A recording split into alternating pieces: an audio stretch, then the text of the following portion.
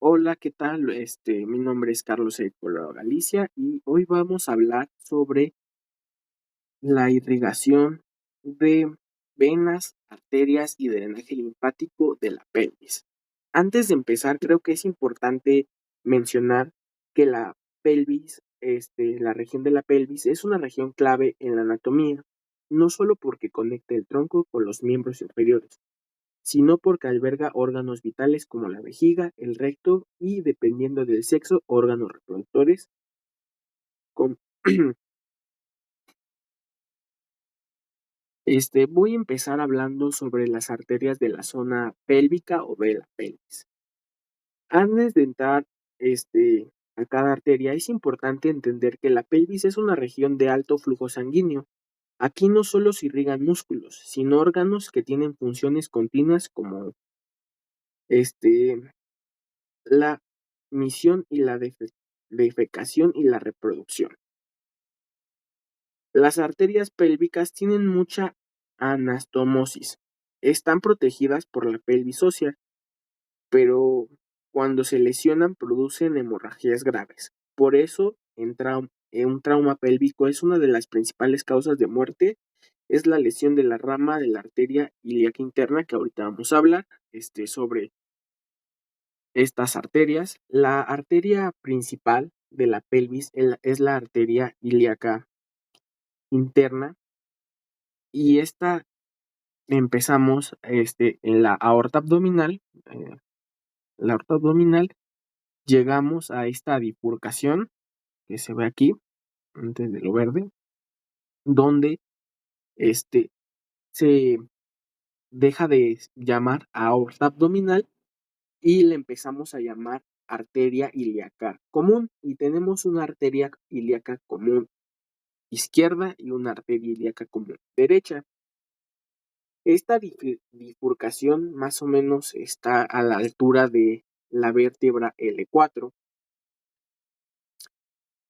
y la arteria ilíaca común termina más o menos al nivel del disco lumbrosacro. Aquí se logra percibir un poco más la arteria ilíaca común, y esta arteria ilíaca común se divide en dos, tiene dos divisiones que ahorita vamos a ver. La arteria ilíaca se divide en la arteria ilíaca externa y la arteria ilíaca interna. Esta división es clave para entender lo que sigue.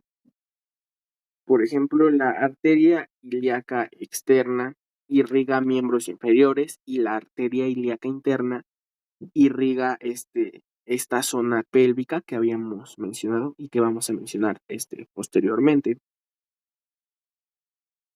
La arteria ilíaca externa es la primera de la que vamos a hablar. Aquí tenemos un poquito de una imagen un poco más clara de la anatomía. Tenemos la aorta abdominal, esta bifurcación, la aorta ilíaca común, y ya empezamos con la arteria ilíaca externa, que se origina, ya habíamos dicho, de la arteria ilíaca común.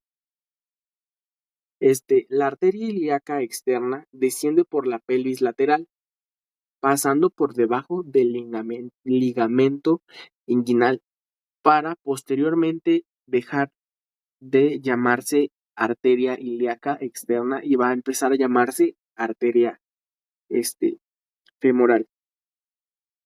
Este punto es importante, tiene una importancia clínica porque el ligamento inguinal es una referencia para accesos vasculares, por ejemplo, para un procedimiento de cateterismo. Me faltó mencionar un punto importante de la arteria ilíaca común. Mide aproximadamente de 5 a 7 centímetros y no suele dar ramas importantes, ya que su función es que la sangre llegue a las partes inferiores del cuerpo. Y ya, una vez mencionando esto, seguimos con la arteria ilíaca externa. También creo que es importante mencionar que la ilíaca externa se relaciona con el movimiento y el soporte del cuerpo. Y vamos a pasar con la arteria ilíaca interna, o en algunas literaturas la encontramos como la arteria hipogástrica, y esta tiene dos ramas, dos divisiones, que es una rama anterior y una rama posterior. Y cada una tiene sus funciones distintas. El posterior se relaciona más con la pared, con la irrigación de la pared abdominal y los músculos, y el anterior con la irrigación visceral de esta zona pélvica. Voy a mencionar las ramas posteriores, que tenemos la arteria ilolumbar. Esta asciende la región lumbar, irriga los músculos papsos y cuadrado lumbar, así como la pared abdominal posterior. Luego tenemos la arteria sacra lateral. Bueno, las arterias sacras laterales, generalmente dos discurren hacia la región sacra, irrigando el sacro y los tejidos circundantes. También tenemos la arteria glútea superior. Esta es la rama más grande del tronco posterior y sale de la pelvis por el agujero ciático mayor. Esto permite, da la irrigación de la zona glútea. También creo que es importante mencionar que la arteria ilíaca interna es corta, profunda y tiene una variabilidad anatómica, pues sí, muy variable. Y esta, ya habíamos dicho, la rama posterior y todo esto. Y aquí se logra percibir la arteria y la arteria sacra lateral y la arteria glútea superior.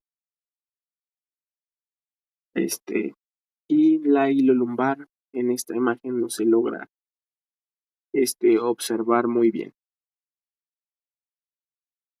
Y vamos a pasar con la rama posterior. Esta rama es la que tiene más zonas de irrigación en la zona de esta zona pélvica.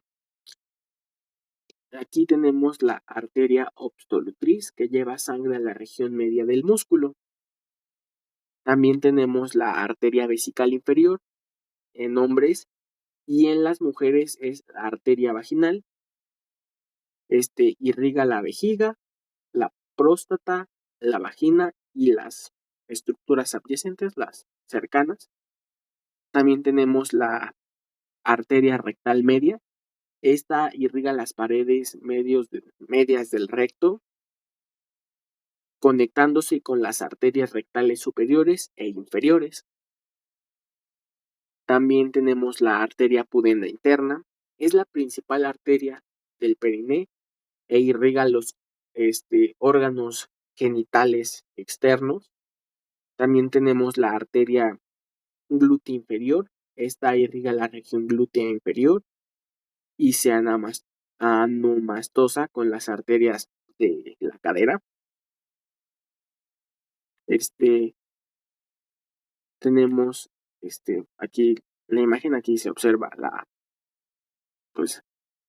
la arteria obstructriz, la arteria vesical superior, la arteria vesical inferior, la arteria recta media, la arteria pudenda interna y la arteria glútea inferior.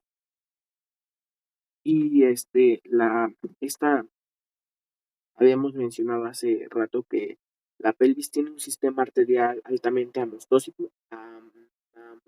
anamostado, y esto permite mantener la irrigación incluso si una rama se obstruye, lo que nos ayuda a proteger órganos vitales, pero también implica sangrados extremos en traumas y vías de diseminación tumoral graves.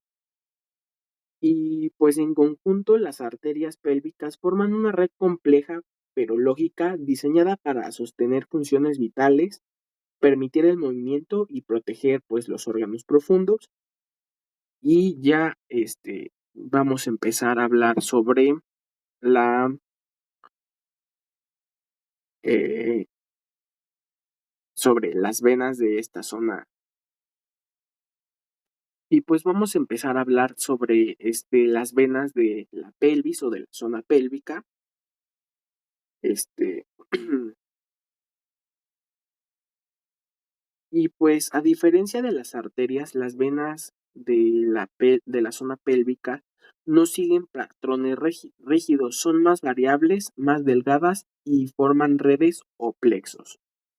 Tienen características como que sus paredes son más delgadas, llevan presiones menores y tienen una gran capacidad de distensión.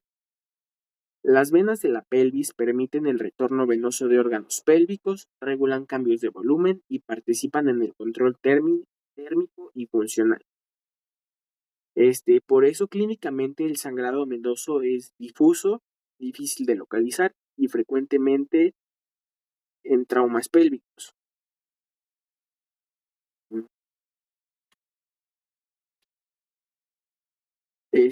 Vamos a empezar a hablar,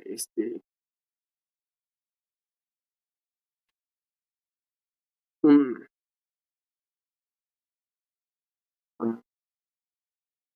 ahora sí vamos a empezar a hablar un poco sobre las venas de la pelvis.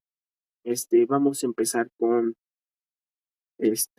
la vena ilíaca interna. La vena ilíaca interna es la vena más importante de la pelvis. Pues tiene una función de drenaje en vejiga, recto, útero, próstata, vagina, periné y región glútea. Sus características es que es una vena, pues, de gran calibre, tiene un curso profundo y anatómicamente es muy variable, y pues no es, tiene una variedad en personas, no tiene la misma, disposición, la misma en las personas, y se une con la vena ilíaca externa para formar una vena ilíaca común. También es un sitio frecuente de trombosis venosa profunda pélvica. Eh, las venas de los órganos pélvicos no drenan de forma directa, sino a través de plexos venosos. Los plexos venosos rodean la vejiga, se distienden cuando la vejiga está llena. También plexos prostáticos que rodean la próstata, se continúan en los plexos vertebrales. También los plexos uterinos y vaginales rodean el útero y la vagina, cambian el volumen durante el ciclo menstrual y el embarazo. Y estas tienen ramas como la vena ilolumbar, la vena sacra lateral, la vena glútea superior e inferior, la vena obstructriz y venas pudendas internas. Estas venas drenan músculo, hueso, periné y convergen hacia las venas ilíacas internas. Y ahora vamos a explicar las venas ilíacas externas. Las venas ilíacas externas drenan el miembro inferior de la pared abdominal inferior. Continúan como vena femoral por debajo del ligamento inguinal, como ya le había mencionado.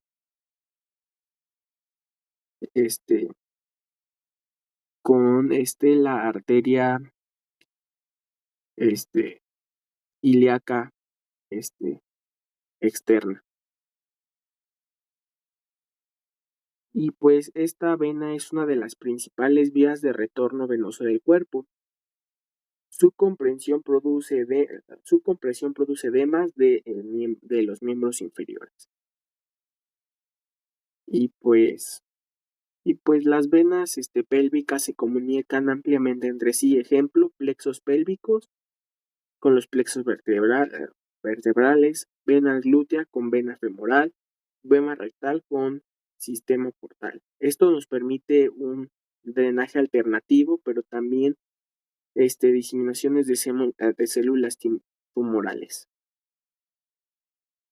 Y también, ya para cerrar, de este tema de venas de la zona pélvica, el sistema venoso pélvico es una red adaptable y compleja diseñada para responder a cambios constantes de volumen y de presión. Este, y vamos a pasar ya con el drenaje linfático de esta. Ya vamos a empezar con el drenaje linfático. El drenaje linfático pélvico sigue la trayectoria de los vasos sanguíneos. Los ganglios iliáticos son el eje principal de drenaje. Y pues después de revisar arterias y venas, es importante también hablar del sistema linfático, ya que muchas veces se deja al lado, pero fundamentalmente es importante para las defensas inmunológicas y el equilibrio de líquidos de esta zona y del cuerpo. Y pues para entender mejor este apartado, es importante entender qué es el sistema linfático y por qué es relevante. El sistema linfático recoge el exceso de líquidos intersticiales, participa en la respuesta inmunológica y permite la eliminación de desechos celulares. En la pelvis este sistema es especialmente importante porque drena órganos con alta actividad metabólica, responde a cambios constantes de volumen y tiene un papel clave en la diseminación de infecciones y tumores. A diferencia de las arterias y venas, el sistema linfático no tiene una bomba central, depende del movimiento y sigue principalmente la trayectoria de los vasos sanguíneos. El drenaje linfático de la pelvis sigue una organización lógica y constante. La linfa sigue su trayectoria de las arterias y de las venas, por eso los principales grupos de ganglionares se ubican alrededor de los vasos ilíacos y reciben linfas de órganos y paredes pélvicas. La linfa fluye desde estructuras profundas hacia los ganglios regionales y finalmente hacia los ganglios iliáticos comunes.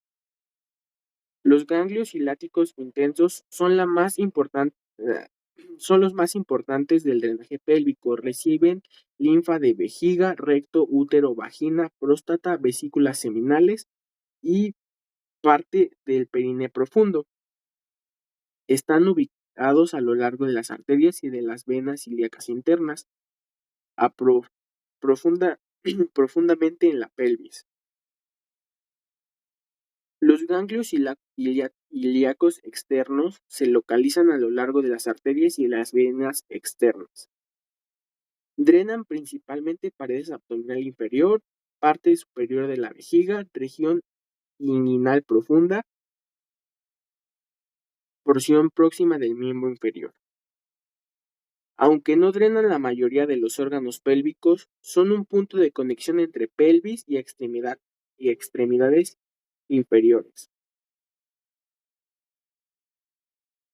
Aquí tenemos los ganglios principales. El ilíaco interno drena la mayoría de los órganos pélvicos, ya lo mencionamos: vejiga, recto, útero, próstata y vagina.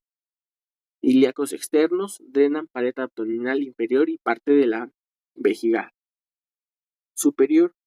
Los ilíacos comunes reciben linfa de los ilíacos internos y externos.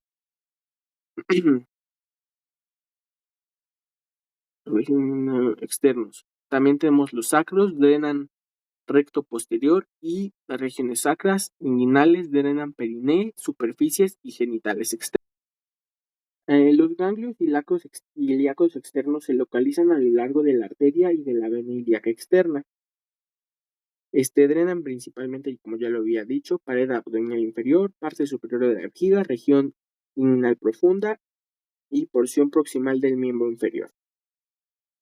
Los ganglios ilíacos comunes reciben linfa de ganglios ilíacos internos y ganglios ilíacos externos. Tienen una función de estación de paso antes de que la linfa ascienda. También los ganglios sacros se encuentran frente al sacro, cerca del agujero del sacro anterior. Drenan principalmente recto posterior, parte profunda de la pelvis, estructuras cercanas al sacro. Los ganglios inguinales y sus funciones de los inguinales, aunque no son estrictamente pélvicos, los ganglios inguinales tienen una relación muy importante, drenan el perineo superficial, genitales externos y región anal inferior. Y para retomar, como lo había mencionado, el drenaje linfático pélvico sigue la trayectoria de los vasos sanguíneos. Los ganglios ilíacos son el eje principal, pues, de este drenaje. Y ya para finalizar, el drenaje linfático pélvico es una red organizada y prescindible, íntimamente relacionado con los vasos sanguíneos y esencialmente para las defensas y el equilibrio del organismo. Y pues, gracias por su atención.